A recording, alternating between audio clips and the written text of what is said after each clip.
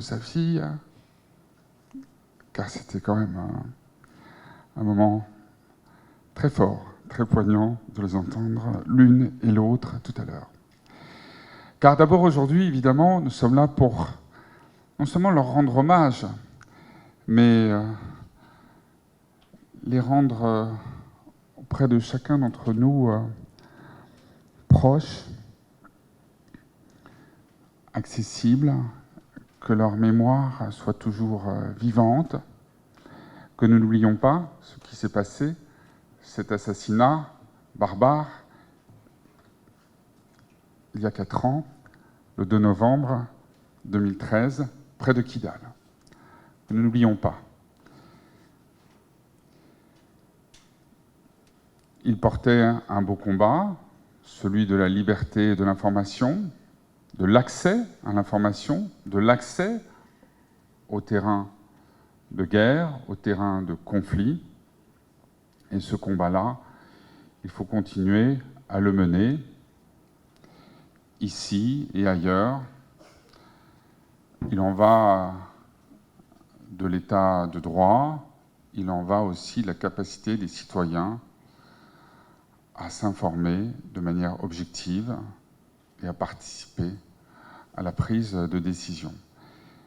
Deux personnalités qui étaient aussi très africaines. Une grande partie de leur parcours professionnel a été en Afrique. Ghislaine avait vécu aussi ici à Dakar, car peut-être Marie-Solange ne l'a pas dit tout à l'heure, mais pour elle c'est un peu un retour à la maison, puisqu'elle a vécu à Dakar il y a quelques années, c'était hier. Marie-Solange a toujours la vivacité et l'allure d'une jeune femme, mais elle a aussi une mémoire, et elle a été parmi vous, à vos côtés, il y a quelques années. Et donc son retour ici est à beaucoup d'égards symbolique. Alors, c'est l'occasion, évidemment, de rendre hommage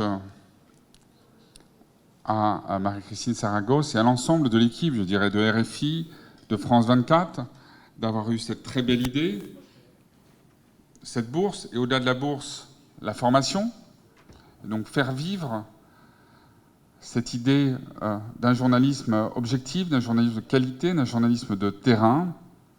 Et je voudrais la remercier, Marie-Christine, d'avoir initié cette démarche et d'avoir choisi pour la 4e étape Dakar. Très modestement, l'Institut français à Dakar, sous la houlette de Anne Potier, a tenu à participer à ce moment en organisant en son sein une exposition de 40 œuvres de dessinateurs, caricaturistes, qui ont fait don de leur œuvre à l'association qui défend la mémoire de Ghislaine et de Claude. On y retrouve des caricaturistes du Canard enchaîné, du Monde, de l'Express, et chacun avec son propre regard, qui vaut souvent plus que 1000 mots. Alors, c'est vrai qu'il y a la mémoire, il y a ce devoir de dire, de transmettre. Il y a aussi un combat pour la justice, que la justice soit rendue, que toute la lumière soit faite sur les responsables, les circonstances de ce double et lâche assassinat.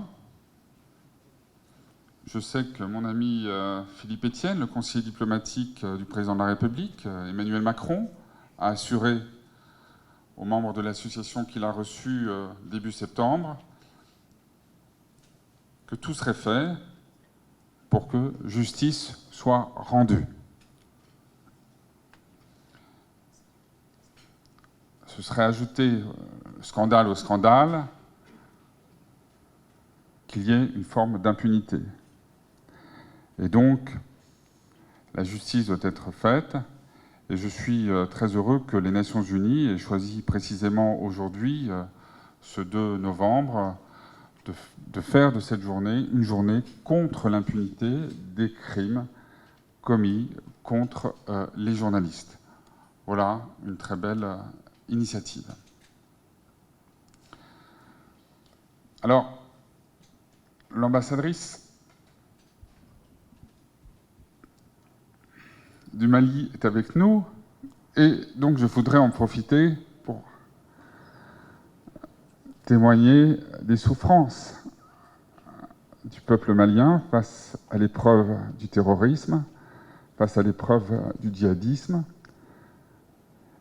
et dire que je suis fier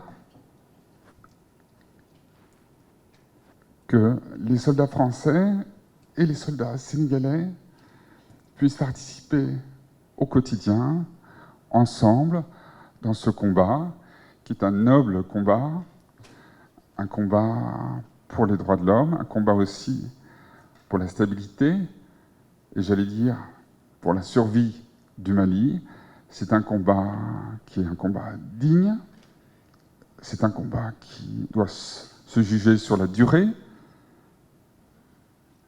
qui ne peut être simplement évalué dans l'instant, mais c'est un combat nécessaire, et je suis heureux que Français, Sénégalais, Africains, Européens, Américains, nous menions ce combat.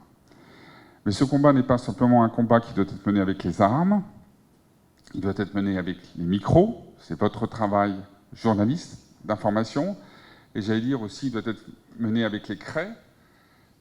Il faut ce travail d'éducation, éduquer la jeunesse, lui enseigner les valeurs, lutter contre l'ignorance.